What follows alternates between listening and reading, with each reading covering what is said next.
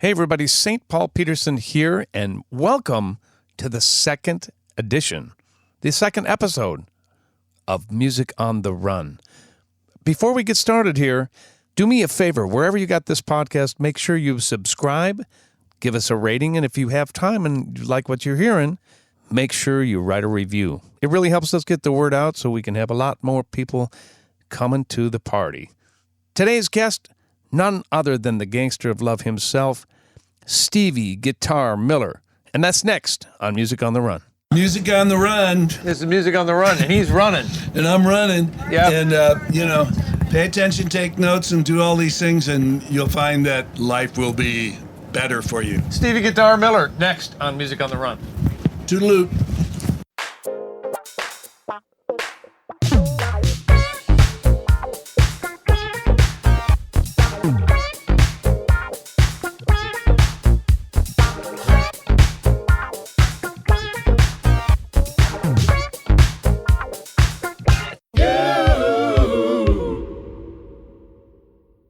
Hey everybody, welcome to Music on the Run. I'm your host, St. Paul Peterson.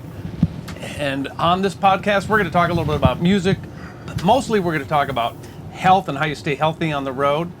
And I figured, why not start out with a bang? Our first guest has sold over 60 million records, tucked into the Rock and Roll Hall of Fame, been recording and touring for 50 years. It will be 76 in October. I wasn't going to say that, but you will. Yeah. Some people call him the Space Cowboy. Some people call him the Gangster of Love. Some people call him Maurice, but I call him my buddy. I've known him for 30 years. I used to be in his band too. That's right.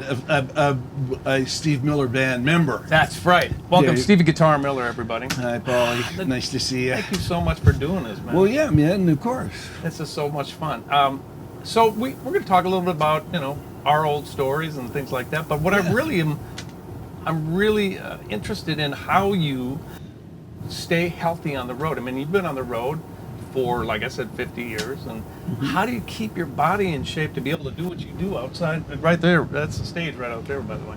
Well, there's a bunch of things. Like I stopped drinking and smoking cigarettes when I was like 32 years old. You totally stopped drinking? Yeah, I just went, no more, And I realized that, from 23 to 33, it was a party. I remember that. Yeah, that was the same for me in your band. I barely remember that. Well, so it was like a lot of fun, and then you just sort of realize that, you're in it for the long run. Mm-hmm. You want to be as good as you can be. Yeah. If you're serious about your music, then that's what you're serious about, and so that straightens everything up really quickly. Just no drugs, no drinking, no partying, no, fooling around in between shows and stuff. It's like you're out there to do 2 hours of music every night. And so, like I always say, I'm being paid to travel. Exactly. And I play for free, Right. And, so it's 22 hours a day of hotel rooms and junk and stuff and for the 2 hours on stage. And sound check's good too. I like that. Yeah. Well, now we're sitting in your tour bus, and ever since I was in the band, you've always had a home away from home. Is that something you try to do with this? I have always owned my own bus. As soon as I could afford it, I designed and built a bus that was kind of different. Like this one's got 2 desks forward, so Janice and I can both sit while we're riding, and we can work in.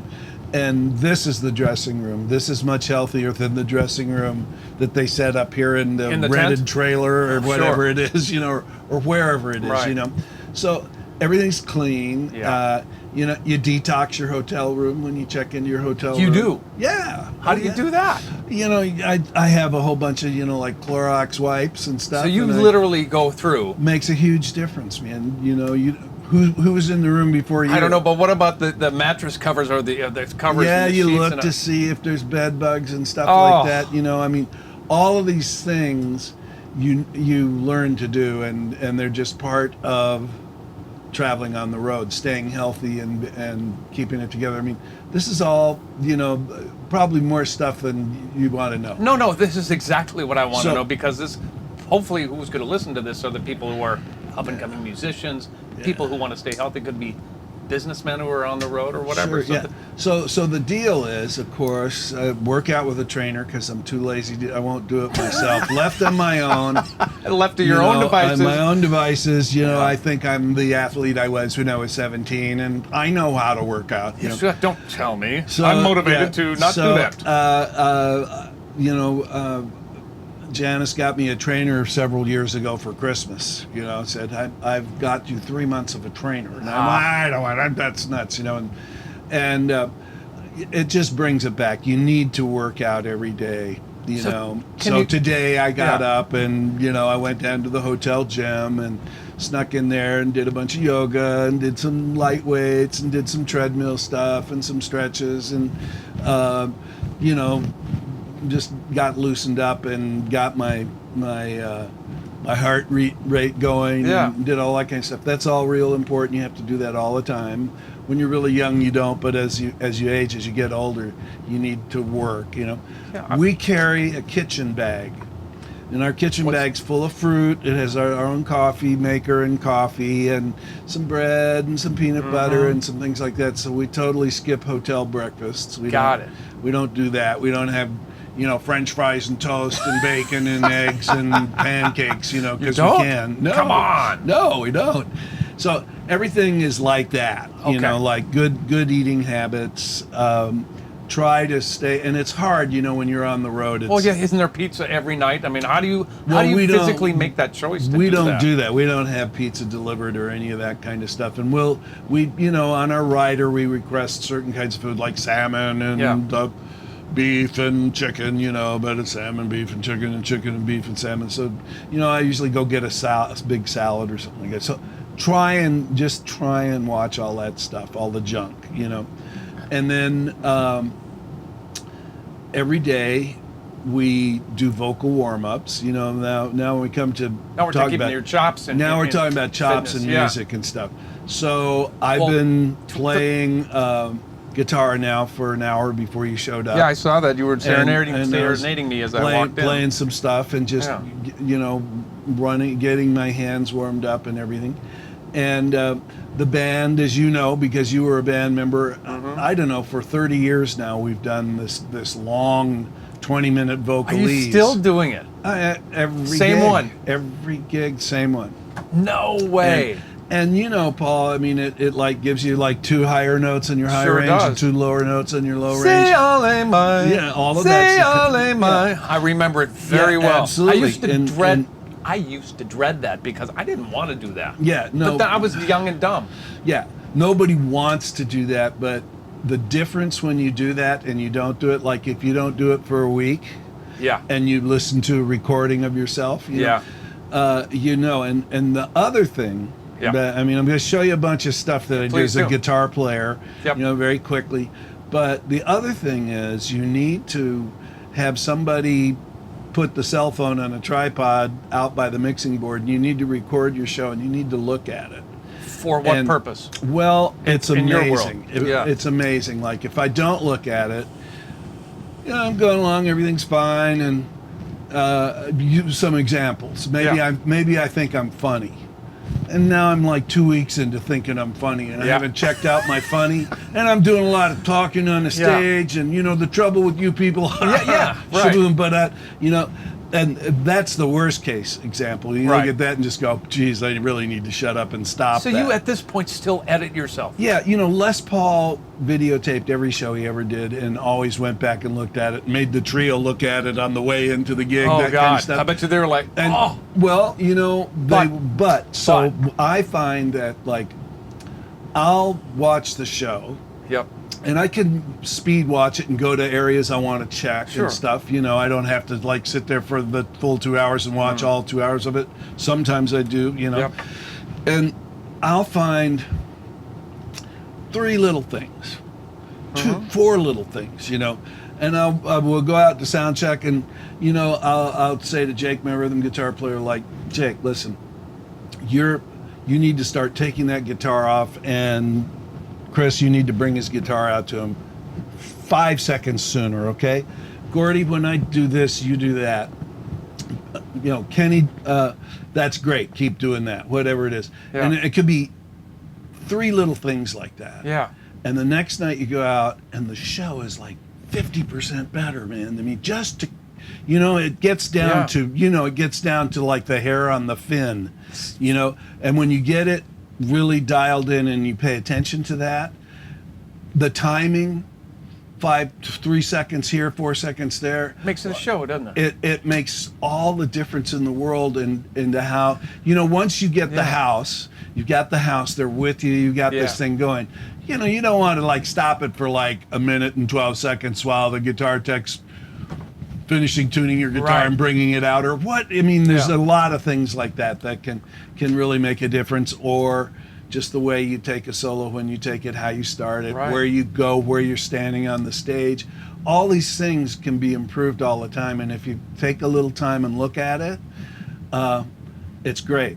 And then if you document it when you get off the stage, like I have a set list, printed set list of tonight's set list, and it's got today's date and where we are. And when I walk off, I'll sit down and go, that was the best version of Living in the USA I think I've ever done in my life. That's 5 stars, and here's why. And boy, you still critique these things like this. Well, yeah, and so these notes, so when you want to like get live stuff, you want to put a live thing together, you want to put something out, you want to, you don't go, you remember when we were, I think it was Oklahoma or Texas, like, it doesn't work. Then, so if you just, it takes 10 minutes at the end of the set. If you do it every night. Yeah. Right. And it doesn't even take 10 minutes. It takes 5 minutes. And you just go, oh, yeah, that was great. Oh, that solo was really good. Geez, Joseph was killing it. That was really the best, whatever. Right. And you put notes, and then you just take it all and you put it in a notebook. And at the end of the year, you put the notebook together and you go back and say, I wonder what the hell we did in 2019 and when we were in Minnesota. And you could put a whole new set together, or and you can listen, and you can take parts and pieces, and you can now be we release a lot of live material, so that's really helpful. So that's all. These are little important things. So record the set. That's show fitness. Look is at what it. That is. Absolutely. Because you're going, where can I make improvements? It's like you're in training. You're a competitive son of a gun, aren't you? Well, I don't know whether it's competitive or just wanting to really do the best I can. But it's so funny. You're a Rock and Roll Hall of Famer. You don't have nothing left to prove, but except to yourself, right? I don't even think about that stuff. I mean, I really don't. I bet you don't. Because I know you. It hasn't changed anything of the way. But basically, me, man. Like, I'm here for the playing. I know you are. I want it to be really good. But that's so fun for these listeners to hear that stuff. And we're here because we like to play, not because we are making money and entertaining the folks or something. Right. We want to entertain the folks. And sure, we want to make dough to pay for all this stuff we got to put together to do it. But we're really here because we really love to play.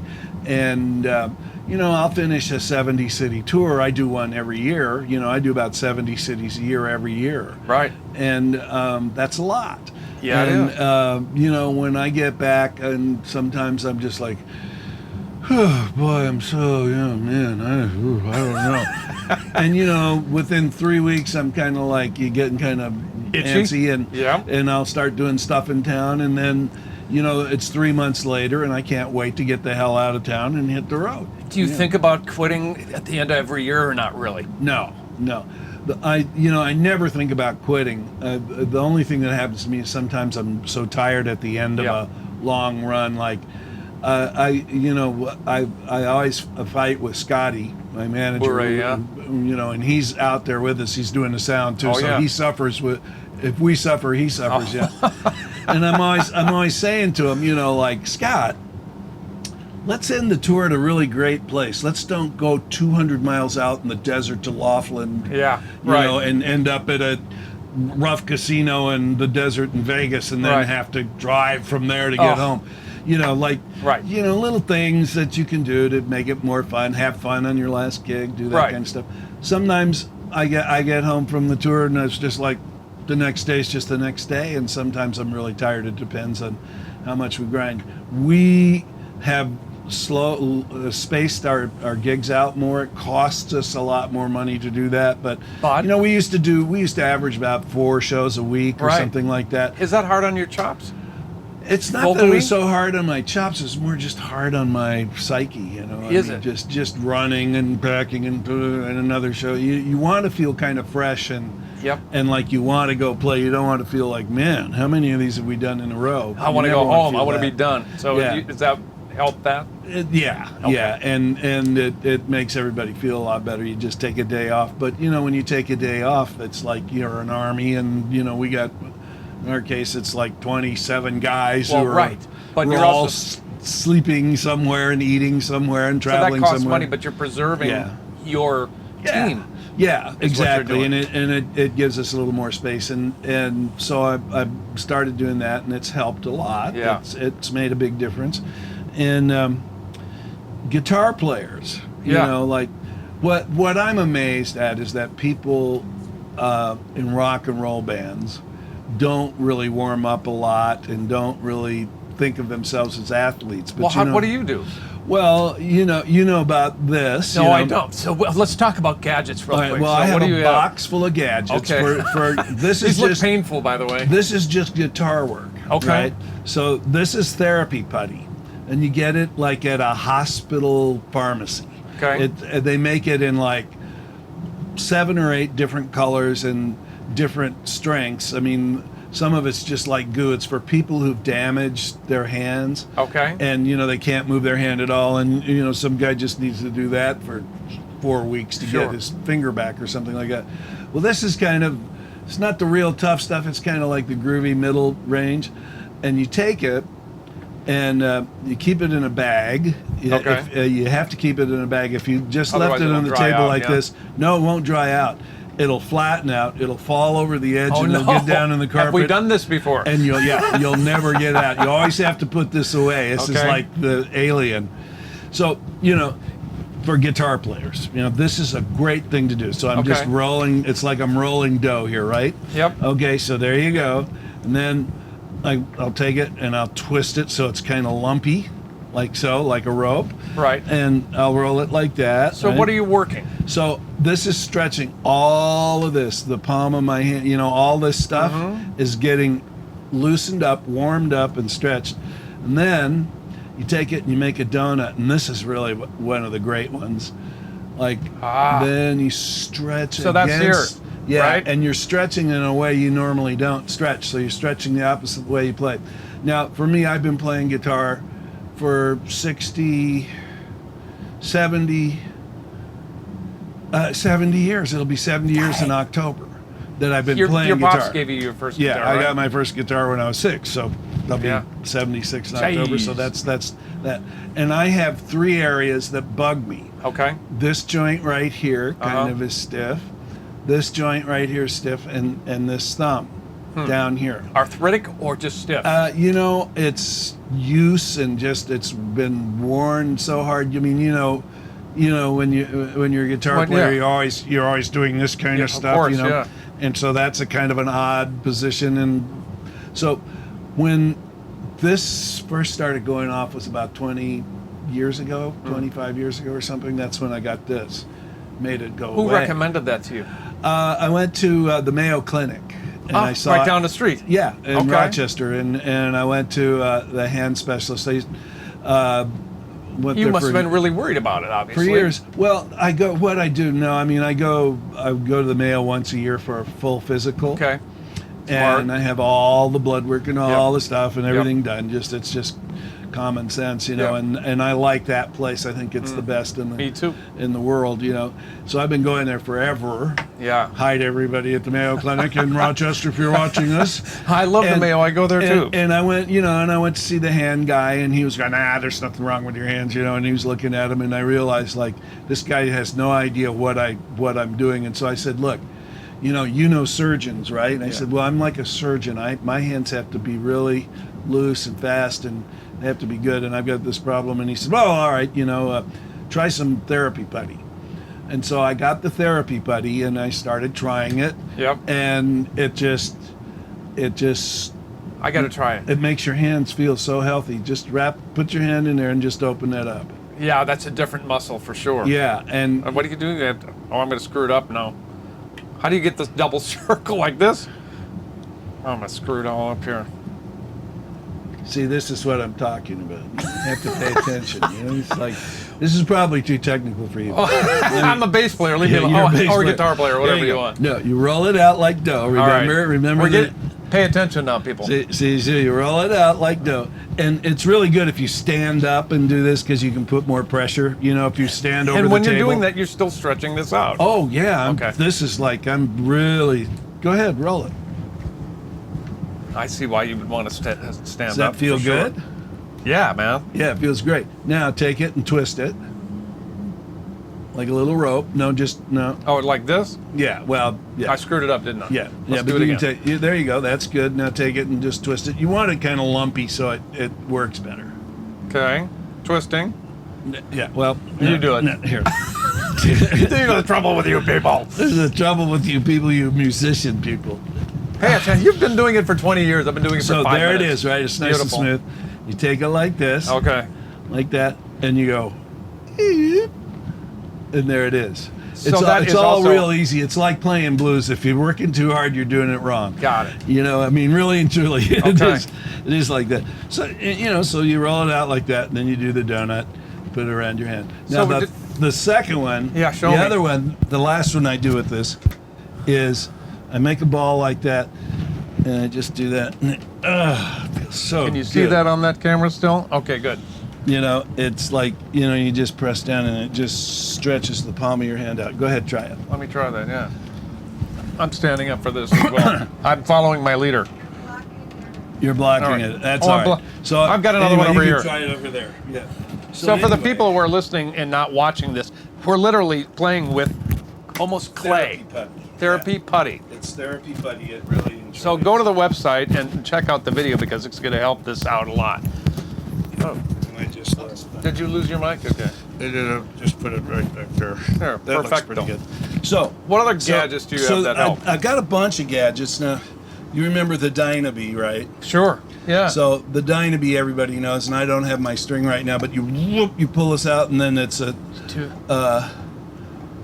gives you some G's to work against, and it's really great for your wrist, and it has a gyroscope inside it. Sure. And I can So tell that's you, a great one. when I was in the band with you, I had an ulnar nerve problem in my left arm. Well, I'm glad you brought that up. Let me. Oh, here we go. Wait, you have to. Oh, he's going to put the crusher on my arm. This is the dishwasher. This is like the laundry thing. Remember that. And, Whoa! And it feels so good. It And looks then you like can an old washing machine dryer, that brings out the a ringer. Yeah, the ringer. Yeah. Called a Rolio, therapeutic arm Yeah. massager. So try that. God. Wait, I'm putting it on the one that actually was bad A back in the day. rewatch. Yeah. Okay. Oh man. Hey, puppy. Hi, What's up? Lou. Oh, that's no joke. Yeah, it's good. That's like a foam roller for your arm. Is what it is. That's it. Yeah, But it's it has. self-rolling. Yeah, you know, it's better than, you know, trying to do Wow. that. Right? Then, of course, there's these kinds of things. You know, these are these little, you know, grip enhancers. grippers, sure. Yeah. And That this looks this painful. thing is really great. This is another roller kind of thing you can take and roll. All right, we got a little. It's got four little balls that look Yeah. like. Uh-huh. What do they call those? Brass knuckles. Yeah, plastic marbles. And then there's this business, you know, the rubber ball and that feels great. What are you on the hand only, huh? Oh no, you can Anywhere, No, right? this is all over. This is a great massager. I thought for sure you were gonna smack me upside the head. No, with I it. wasn't gonna. This is a. Come on, you've been waiting for years. This is a wrist strengthener, Look at all these gadgets. Okay, so this is and it's literally a ball on the end of a metal. it's like a spatula with a rubber ball. Yes, and you just massage Yeah, wherever. and those are whatever's really great. hurting. This can be tightened up and made real hard to twist, and you twist like this. Now, and what's like that. overdoing it for you? You know where that line is, right? Yeah, I don't do too much. I don't want to get bulked up with this stuff. What I Right. want to do is I want to get loosened up and warmed up. And this is my latest one. This one's really goofy. These are like handlebars, the ones that he just showed me here. They're like handlebars you can tighten, and it helps strengthen your wrist, I would guess, yeah. So there are a lot of people who think about this stuff, you know, a lot more than probably you or I. And I saw this, and what I do is whenever I see something that's Too for good to be true? hands, Oh, or yeah? something, yeah, I mean, Check this baby out. No way. So it's a ball with Yeah. little rubber things for your fingers that So this is stretch out. a finger strengthener, and yeah, I've got my my grip over there that I do, and all of these things make your hands healthier. So if you're going to go out and play for 2 hours, you ought to warm up a little bit. You wouldn't go run a 100-yard dash and go, "Hey, I ran one last night. I'm fine." Have you ever cramped up on stage? No, I Really? about the only thing I ever had was I got a big sort of electrical shock one time in the palm of my hand. I was playing and I did something and I wasn't quite warmed up and I got this bzzz, thinking, woo. So you've never had that problem with your arms going with your fingers? No, where Good, I and I mean I've had I've finished gigs. Now there's the final thing to all of this, and this is all serious. This is really good for you. This thing is great for you. Anything where you're exercising your fingers and doing stuff like that is good. But what's the most important thing, the really hippest thing of all, is We'll be right back with Stevie Guitar Miller on Music on the Run. Hey everybody, St. Paul here, Music on the Run. And did you know that we actually video every one of these podcasts? If you want to see one of these videos, please go to patreon.com/Music on the Run podcast, and you will have the opportunity there to subscribe and partner with us on varying levels and be able to see this great video, especially of Stevie Guitar Miller showing us all his gadgets and how he keeps his hands in shape so he never has to cancel a show. Again, go and support us at patreon.com/Music on the Run podcast to be able to see the video that we shot for this podcast. Lots of other goodies on there behind the scenes, coffee cups, shirts, stickers. It's really a cool place to be able to support us and show that you love what we're doing. All right, back to the podcast with Stevie Guitar Miller. the icing. So hold your mic. Take your mic with you. Yep, I'll take my mic. Sorry. So I have. Oh, he's getting his ice. You can't see what he's doing right now, but he's going to his freezer. Yeah. So I'm going to show you these things that I have. Oh, he's got ice packs for days. Yeah, ice packs for days. All right. And so when I come off the stage, okay, come off, I get these guys. Oh my God, they're gloves. They're Yeah, ice gloves. and it's got a little liner. You put the liner in, and I take my hands and I put them in here, and I take this. Oh, okay. Thank you, James. Sorry about that. See? Yeah. So What are you, married? So I have two of them, and I have a shoulder one that goes over my shoulder. All the places to get. Do you get the occupational hazard? Sure. Yeah. So all of this, and then the hippest thing is where Janice is where the buddy seat is in the bus. That's a massage chair. Oh no! And it's got these little arm things that you slip your hands under the arm things and it squeezes. Yeah, sure. So it's I compression. spend 15 minutes with all this stuff on, doing the massage chair and get my hands squeezed, and then I'm done. I pull them out. But these are your not hand in there. high buck items at all. I mean, these are things that any one of us up and coming musicians can do. This doesn't cost $1 billion. This is It's Elastogel. You go online and you got it. Elastogel, treating the world well. Yes. Okay. And this is a great big one that's that nice. goes around both shoulders and wraps around here and feels good, huh? I like that. Thank you, Steve. Yeah. Yeah. No, that's cool. It is cool. It's cold, actually. It is. Yeah, it really is. But it's really makes a huge difference. So you have a regiment that you do yeah. that keeps you in shape. So anybody, if you're 15 years old and you're a guitar wizard and you shred like Satriani and you're a monster, right? You should have a pair of these, and you should start doing it. And the sooner you do it, the longer it lasts, right? And the better off you are. Huh. And that's the regime. That's working out with a trainer, physically doing aerobics and light weights. For me, because of my age, I'm not 30 now, so I'm not in there bench pressing 180 500, pounds or any of that stuff like we used to do, you know. Well, I remember. Well, we used to carry a Pilates machine, and we had a gym, and You carried a treadmill. I remember that one. Yeah. One of the viewers. I have a treadmill on the bus. It's right back there. You still have. Yeah. He sure does. Wow. Yeah. Do you do your yayas on the bus still? Yeah. Yeah. Do you have everybody come in here to do that? Yeah, and the That's reason great. we do the reason we do that is because it brings all the musicians out. It gets them out of their shtick, Yeah. whatever's going on in the dressing room, whatever, mom and dad, their cousins, their girl, whatever it is. They have to come here, Okay. and they stand in here, and we sing vocalese for Yep. 20 minutes, and I play the vocalese while I'm singing it. And what it does is it gets everybody focused, and it makes everybody breathe together. So before we hit the stage, we've been going, say Ale mine, you know, and doing the scales up and down for course. 20 minutes is Right. what it takes. And breathing and hitting it and talking about vocalese and hitting the spots, and we're hitting the harmonies and we're doing the stuff. And so by the time we're on the stage, we just sang together for 20 minutes doing deep breathing exercises. So it's And- beyond the warm up, though, isn't it? I got a feeling that there's more to it than just the warm up. It's the hang and the Well, focusing? yeah, it's in our case, it's the hang and the breathing together. Okay. And the quietness, you know, I mean, we're here. So 20 minutes before we hit the stage, it's not like 3 minutes when you go, Hurry okay, up. I'll be Yeah. right back, baby. You know, Yeah, hey, yeah, you bet. Okay. So that's a time you designate that say, hey, Yeah. this is our Everybody time comes together. over and we have our, you know, in-ear monitors here. So we all put our in-ear monitors Got it. on. We're all squared away and we're all tuned up. And then we hit that last note and we hit sing a couple of choruses of Rockin' Me or whatever it is, just to make sure our blend is good. And Right. Raz comes and says it's showtime, and we walk right from the bus to the stage, plug in and go. Before I forget, now, when I was in the band, you were the first guy to get into in-ear monitors.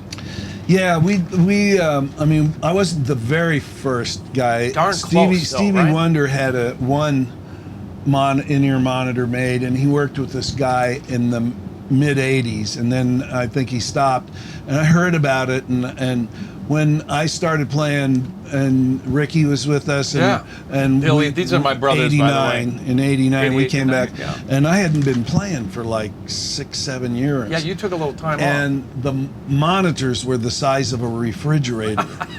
They really were. You know, it was the end of the 80s. Yeah. And I'm not kidding. The monitors were like 6 feet long and 4 feet high and 5 feet deep.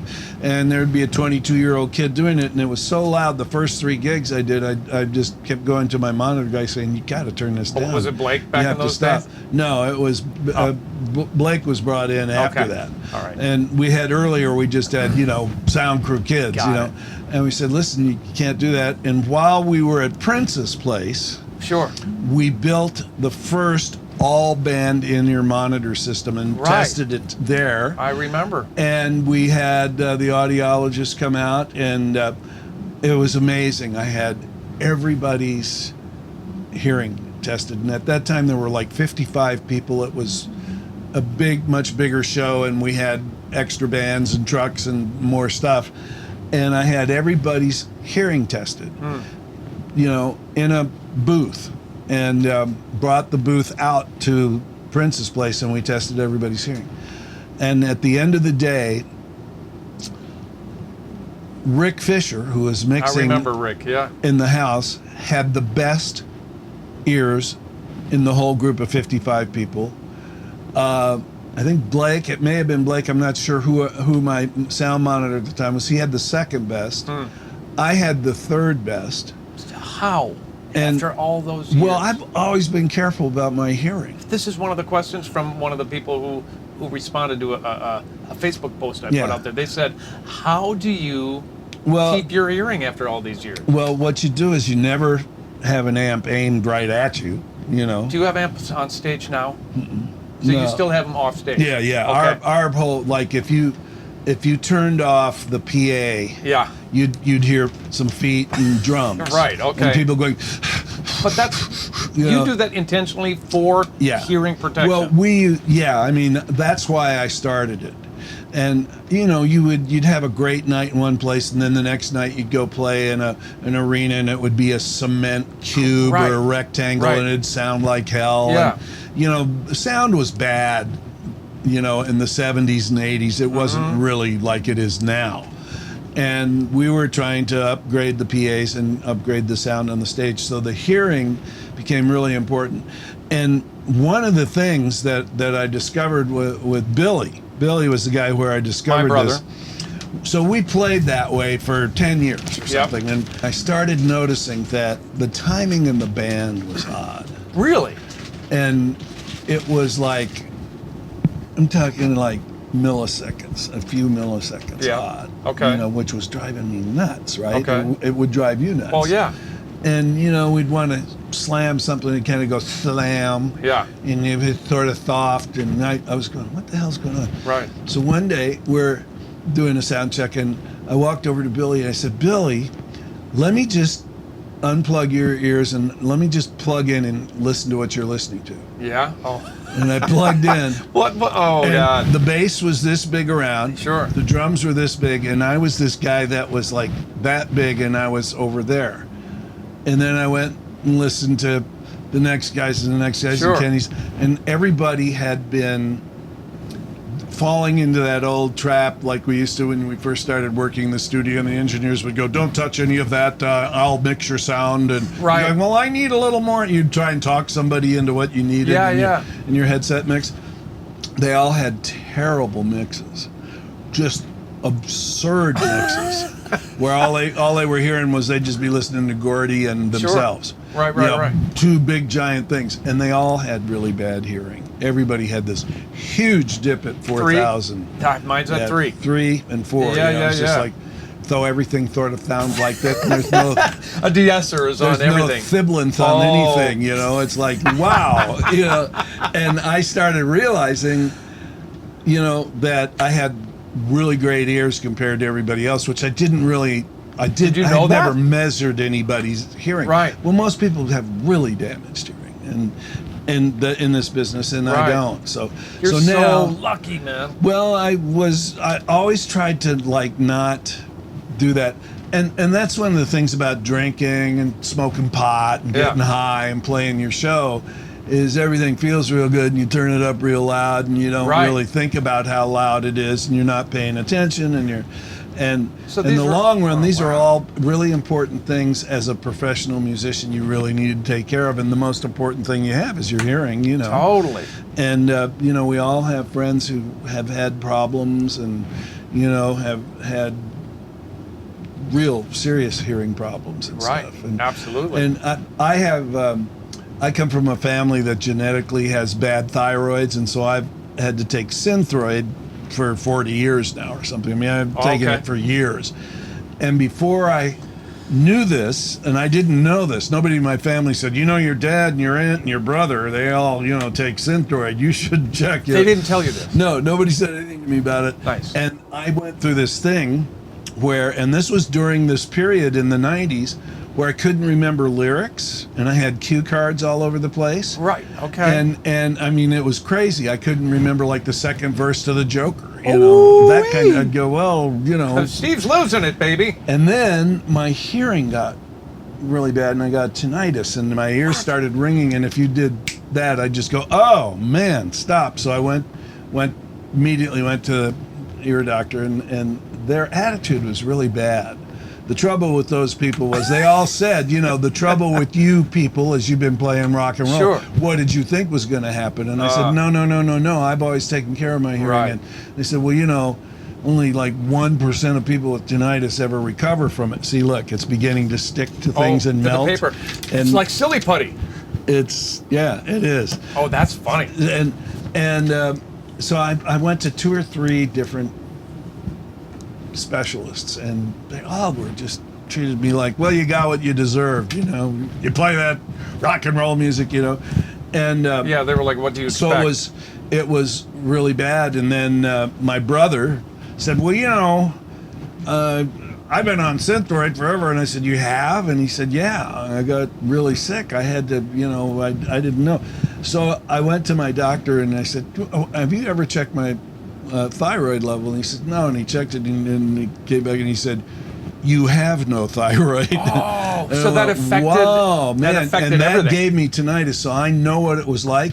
But so then I started taking thyroid, and I was having trouble remembering lyrics, and I was having trouble hearing. I mean, my hearing was killing me. I literally thought I was done. You know, I just went, I can't stand this. I've got to, I can't stand any loud sounds. Yeah. I mean, I'd go to a baseball game and somebody clap, and I'd be like this. I mean, I couldn't take it.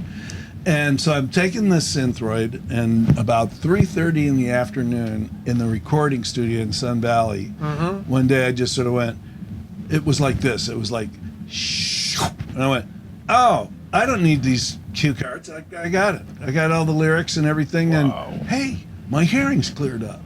Almost overnight then. Took 3 months of taking Synthroid for my Synthroid to get everything dialed back in. So people who have tinnitus very rarely ever recover from it. Mine was caused by a lack of thyroid function. But so I was fortunate that way. But I know what it is and how painful it is and how crazy it can make you. It's a terrible thing. I'll tell you that I've had it since I'm 10 because I went out shooting with one of my sister's friends. Yeah, dumbest thing in the world, yeah. Well, they thought it was cute that a little kid was going to go out. They put a Magnum bullet in a gun without hearing protection. Yeah, I know. They've been ringing off charts for This is 40 what's years. wrong with the gun culture. They think it's cute. It's like, it ain't. And I've done lots of shooting, and I enjoy shooting, and I enjoy target shooting. And, but I've always and I mean, you're around that kind of noise, your hearing's just gone, and you never recover it. So take care of your hearing, kids. Yeah, no kidding. That's part of the deal. Work out. Right. It's a great blessing to play music. To be able to have an audience is a responsibility. You need to, you always want to make sure that when people pay dough and drive an hour and a half to come see you play, that you're ready to go. Yeah, this is how you do it, And because it's fun and it's rock and roll, people don't think of that very much. But, if you go to classical musicians or, people like that, they're practicing, their chops are great, everything's up. And that's where all the great music is, and that's where all the great fun is. Well, you have a connection to a lot of that now in your off time, aren't you? Tell me a little bit about what you're doing when you're not on the road. I'm working at Jazz at Lincoln Center. I'm developing their blues pedagogy, which is their teaching program that'll go hopefully into Juilliard.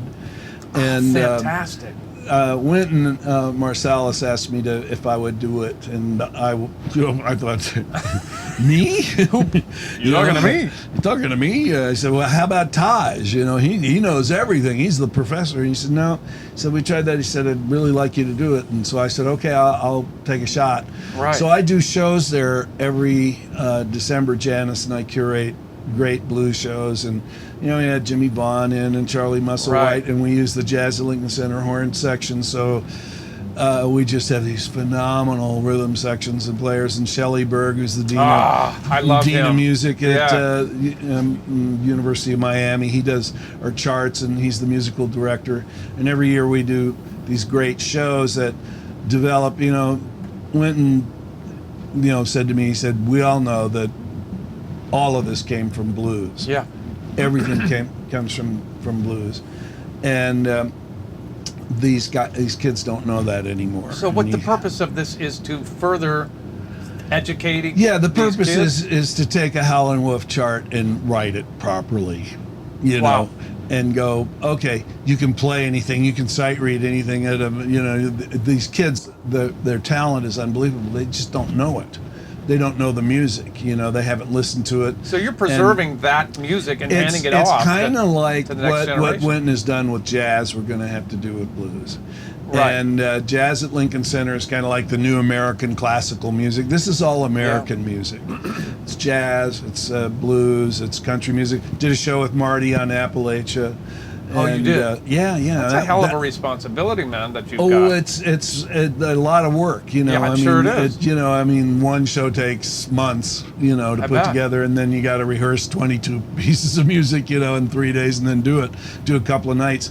But it's really good. It's just exactly the kind of thing I like. So you're always working. So if you're on the road, you're doing this. If you're not on the road, you're educating. Because I know on the road's kind of a break. Yeah, really. You know, I mean, it's physically it's not, but intellectually work, phone, busy, arranging, doing that kind of work. Yeah. You know, kind of go like, well, you know, he's on the road. He's not responsible for anything. You know, he can't expect anything. Can't be trusted, and he's gone. No one knows how to get a hold of him. You know, and you know, it's like getting the hell out of town. Sure. You know, when you hit the road, it always feels pretty good. Like, yeah, of course. You know, off we go. Well, that's incredible, and I know that you just got your doctorate too. Your honorary doctorate. An honorary doctorate. Well, I know, but that's still pretty cool honor to have that, because you were 6 credits shy, were you, when you went to Chicago? Turns out it was a little more than 6. It was more like Makes 12. for a good story. But. It's more like 12. They refused to give me credit for the work I'd done at the University of Copenhagen, but that's neither here nor there. Okay. It was an amazing thing, and I went back, and there's only been 2 other musicians at the University of Wisconsin. When it's a state university, it's different than a private university. And I think 50 people had to sign off on it, and it went through a whole lot of stuff. And I found out that Duke Ellington, Clyde Stubblefield, and me are the 3 guys who've gotten this How great is that? honor, you know, from the university. But the most amazing thing was I was sitting on the dais and with the chairman of the departments and the chancellor of the university and all these great people. And at my ceremony, they gave doctor's degrees to about 1,200 kids. What? They made doctors to 1,200 kids, you know, like they'd all spent 10 to 14 years studying, and they had all gotten their degrees. And I was kind of like, yeah, I got one too. Hey, Doc. How you doing, Doc? Yeah, how you doing? Doc. So now you act Doc as to another persona of yours. Yeah. So it was a great honor to have, you know. That's so cool. But like all that kind of stuff, like when you're young, you think, oh, it'd be so cool. And then when you get older, you just kind of, it's very nice. And thank you very much. Got to go to work. Yeah, I suppose. Back to work, you know. And so this is work, and that's what this is all about, is trying to stay sharp. Because I know we have a little time thing, there's 2 more questions I have for you. Number 1 is, this is about the leadership thing I was talking about. What do you think is a common thread with people like yourself, maybe Steven Tyler, maybe these kind of folks that like yourself? What is it that makes you successful? Because I think it's really important for the next generation to know. Is it work ethic? Is it songs? What is it? I think in the beginning it was like really wanting to do this and understanding what all is involved in it. I mean, wanting to make records, understanding what desire doing a concert is. I'd been working since I was 12. I started playing gigs. You know, by the time I got to San Francisco, I'd already done 1,000 gigs, and I was 21, 22 years old. So you were in training, and you didn't even call it Didn't that. even know it. Yeah. I didn't know I was going to do this, but then I went, wow, I could get a record. I could make records. I could, you know, so I was always thinking about that, and I think the difference, the real thing, like what I tell kids who say, gee, Steve, how do you do this? I say, you got to write your way out of whatever music ghetto you're in. You know, you have to write. Yeah. And if you don't have the writing, then you're just one of 1,800 really great guitar players. Correct. Or 1,800 great tenor players, or 5,000 really good singers, or whatever it is. So writing really makes a difference, and when you write, you have a lot more at stake, I think, and you really want your records. I always wanted my records to sound great. But you produced all those too, didn't you? Yeah, and I was always in an argument with my early engineers, you know, too much echo, too much bullshit. Really? Can't you make? Yeah, I mean, I loved Otis Redding records. So do you compromise, or do you not compromise? In the first, I didn't really get to really honestly just do exactly what I wanted to until The Joker, which of course went platinum. See, It was I the number told one you, single. the trouble with you The people. first record that I produced myself, where I didn't have somebody like Ben or Yeah. Glenn Johns or somebody Yeah. going, all right, boys, let's go back in. That was pretty good. Do it again with more feeling. loft and frying suit. Yes, You know, would you please? Yes. Yes, could you do it, nice, but not, and no, we don't want to do that, or don't want to do this, and I finally, it took me 6 or 7 records to just go, I'm on my own here, man. You guys are, I'm just going to go do this, and I went and brought the guys in the studio, cut the tracks in a couple of days, and spent 2 weeks at L.A. and sang all the parts and did the overdubs, and that was the Joker album.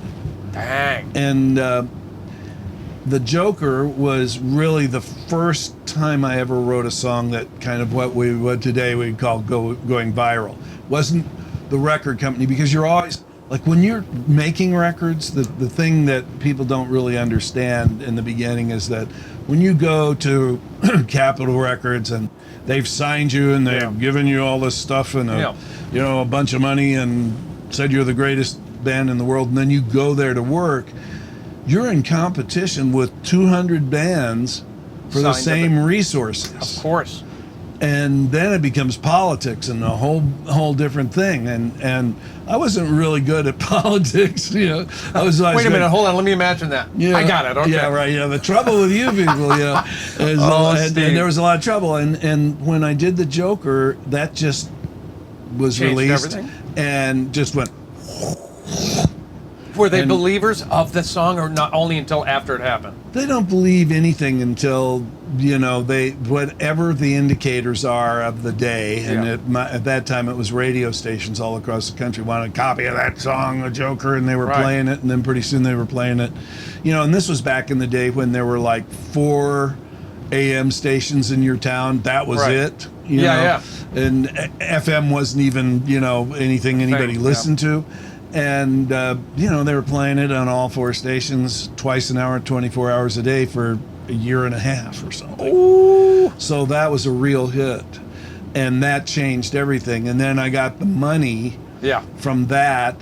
That gave me the resources to build a bigger, better stage, to get a tape recorder and start working on Fly Like an Eagle and Book of Dreams and all that stuff at my house instead of in a studio where it was. So you had the luxury of not being on the clock then. Right. Okay. Got off the clock, and that's when I really grew up. That's when I realized that, I had to deal with boredom. This wasn't a party. Yeah. I had to work on this, and I needed to write a when lot of material. Is that when you quit doing all right the after nonsense? after the Joker. You went, and all oh that shit, stuff. this is real. Yeah. Then I went home and I spent like 18 months really by myself living in my house with a 8-track tape recorder, and I went and cut all the tracks at CBS in San Francisco in 11 days for both of those albums. Both records? Yeah, for Fly Like an Eagle and Book of Dreams. I had about 25 tracks. Okay. And I took Lonnie and Gary, drums and bass, and me. What a great rhythm section. Cut everything as a trio.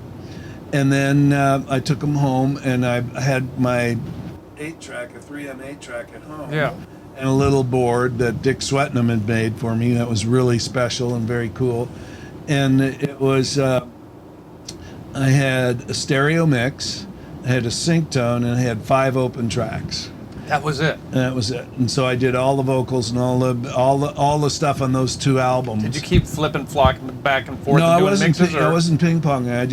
I just needed to get the vocals and the guitar part right, and everything was there. And then we went back and dumped it all back on a 16-track, and I did a few overdubs more and a few other things. But so it was all done, basically at home. But that's what an incredible luxury. But you could have just kept the party going, and you could have just went woohoo and not settled down. But you decided to go. I never Wait a was. minute, this is real. I just never was that stupid. You have to be kind of stupid to think it's a party. But there's so many people out there that do that. There are people who are making millions of dollars who are stupid, who have people running their business and going, "Hey, stupid," but I'm making a fortune, 20% so or let's whatever book more, Right. and that's a very normal situation. You see that a lot. Yeah. And I just wasn't like that dumb, you know. I mean, you have to be. You were your businessman then. Do you Yeah, think? a little bit. You know, I mean, my business was all just common sense. You know, I didn't know all the ins and outs of everything and how big it could be or how much you should make if you played a football stadium or those kinds of things. And You had help. Did you have good help? Did you like your managers? I didn't have managers. I stopped using managers and I managed myself. And I had a really great attorney who helped me with my publishing, who then helped me negotiate a lot of stuff. And I had, at 2 different times in my life, I had friends who were really smart attorneys who really were unusually great. You got your master's back, right? Is that correct? Yeah, I got my master's for the world, but not the United States, Japan, and Canada. But I got them everywhere else. Okay. And I got those early on before they woke up. How smart were you to do that? Who does that when they're young like that? What an incredible negotiation. I mean, I understood about publishing, and I understood enough about it to know that, like, why would I give you 50% or all of the publishing and I'll take just the songwriting share? What did you do? That's desperation, though. Some people will do that. You know, I mean, I think it's ignorance. They just think that's the way. And when I go and teach or, you know, work with people who are teaching music business, you know, everybody says, well, you know, this is the standard contract. Right. So last time I saw a standard contract, I was at Yale, I was teaching some law students at Yale who were like looking at the music business and you know, and the standard contract was pulled out that this is what business was, and they were all, you know, looking at it, and everybody was being very serious. And then it came my turn to talk, and I did the Groucho Marx. You know, I called it, and I read the first paragraph, and I said, "Well, that's no good. Take that out." And I just tore it up, and I said, "A contract is what you make it." You know, and these contracts are like nonsense. A standard contract is so blatantly unfair that no one should ever sign one. And for you guys to teach that this is a standard contract, I said, what you need to do is you need to have a class where you work with musicians and you learn to represent musicians instead of corporations. You know, it's funny. I remember when I was teaching over at Minneapolis Media Institute, you came on my board, which I was floored, but you have a passion for education, especially when it comes to these youngsters. Because business. You don't want them to... I mean, Paul, you know this. You've taught kids. I mean, how many great musicians have you taught who don't have a clue how to get a job? Many. Don't know anything about getting work. Right. You know, and it's all about getting work. You know, it's the hustle. So we need to go out now and hear Marty before he's done. He's getting. Well, I think we can be. What? Joan Jett's on? Marty started at 6:25. He's got 15 minutes. Well, let's be done. Let's you want go. to be done? Yeah, we're done. Thanks. Well, that was kind of an abrupt ending to our podcast there, but Stevie and I went out and saw Marty Stewart on stage. Had a great time. Stevie Guitar Miller, thank you for being my first victim on Music on the Run. Sure appreciate it. Till next time, St. Paul Peterson, we will see you soon. Music on the Run was hosted by yours truly, St. Paul Peterson. Produced by my buddy Davide Razzo. Edited and recorded by Ivan Silvastianov. Recorded on Stevie Guitar Miller's tour bus. And it's time for a fresh pot of coffee. Well, that's a wrap. I really hope you liked the podcast with Stevie Guitar Miller, member of the Rock and Roll Hall of Fame. He was our first victim, and man, we owe him so much for all the help that he gave us along the way. Lots of encouragement, and we love you, Stevie. Thank you so much. You know that we actually videotape all of these interviews. If you want to see that, make sure you go over to patreon.com/Music on the Run podcast.